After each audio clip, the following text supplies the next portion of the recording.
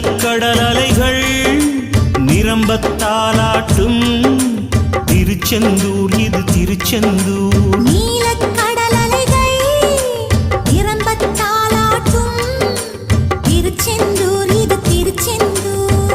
ஆழிப்பேரலை அடங்கி நடந்தது அது எந்தூர் இந்த திருச்செந்தூர். ஆழிப்பேரலை அடங்கி நடந்தது அது எந்தூர் இந்த திருச்செந்தூர்.